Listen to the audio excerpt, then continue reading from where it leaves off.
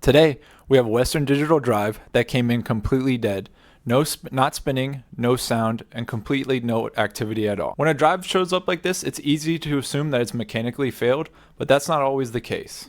This drive is here specifically for data recovery, so diagnosing the case is critical as a first step. A wrong step during this stage can damage the platters or the heads, and once that happens, the data may be gone for good. In many cases like this, the issue isn't inside the drive, it's actually with the PCB. Power-related failures, especially short, can make a drive appear completely dead even though the internals are still intact. So before we even think about attempting recovery on this drive, the first step is to verify whether the PCB is safe to power on and identify exactly what's stopping this drive from spinning up. Now here we are at the workbench with the drive.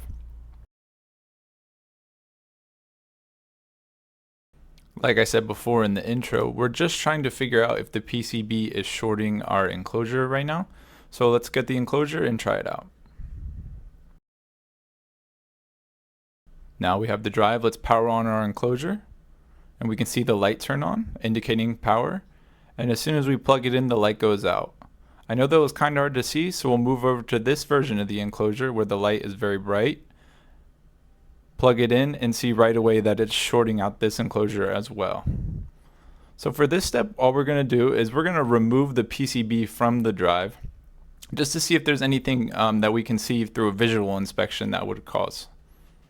And now it might be hard to see right here on the camera, but you can actually see this diode up here is a little bit burned.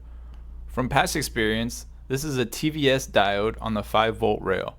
Its job is to protect the drive from power surges, but when it fails shorted. Luckily for us, I have a donor PCB board right here with the good diode that we can use if it is the thing that is shorting out this drive. So let's head under the microscope where you can see a view of the burned diode in full effect. There it is right there, burned compared to the good one on the left, and you can see the discoloration and the difference. So what we're going to do is we're going to remove this from the PCB and see if that stopped the short. So we'll go back to our enclosure, plug the PCB in, and look at that. It stays on. It's not shorting out anymore.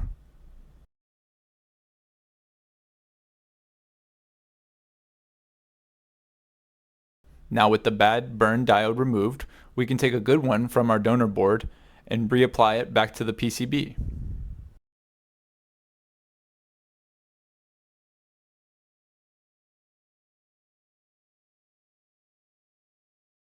Now we can come back, bring the drive back into view. With the good PCB, with the new diode on there, we can reapply the PCB back to the drive.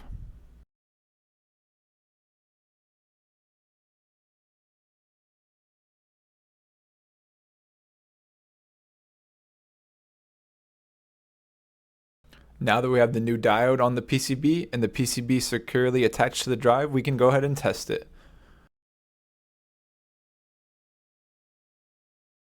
We plug the drive in and look at that. The enclosure light stays on. Perfect. The short is gone and the power is now stable. We can test this by holding our hand to the drive and feeling it spin up. This drive is here strictly for data recovery, so we still have to be very careful during this point. Power shorts like this can sometimes cause head or surface damage, even if the PCB issue is fixed. To safely extract the data, our next step is to move over to the PC3000, our most advanced data recovery tool, so that we can safely image the data.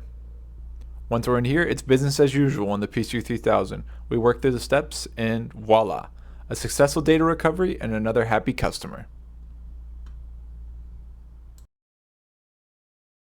By the way, our cleanroom service center is located in Alexandria, Virginia.